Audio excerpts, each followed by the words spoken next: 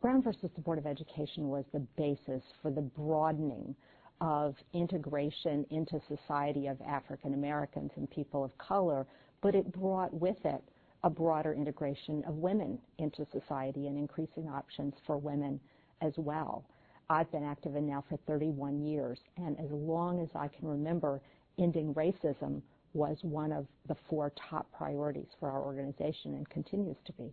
Certainly, we find today that we seem to be losing some of the lessons that we learned in Brown, that separate is not equal and that segregation is not something that benefits our children. There's a movement now to segregate on the basis of gender and to separate girls and boys with the idea that somehow separate could be equal, but it never really is.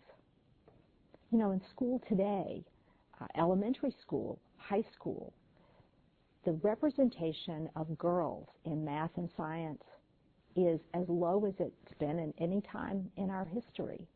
It's still not okay for girls to be smart in math and science. And if we want the best out of our daughters and out of our sons, we've got to change that dynamic.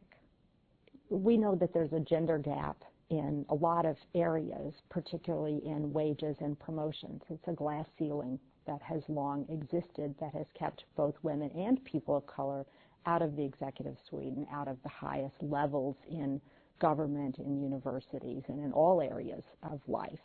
That's one of our jobs in the civil rights movement, is to keep breaking through that glass ceiling and keep picking people up off of that sticky floor.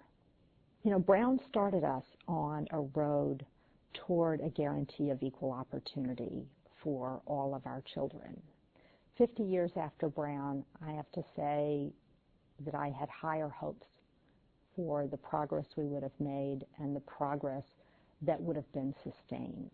Instead, I see much more segregation in the schools now than 10 years or 15 years ago, and we've got to redouble our efforts to make sure that the legacy of Brown is one that's enjoyed by my children and grandchildren.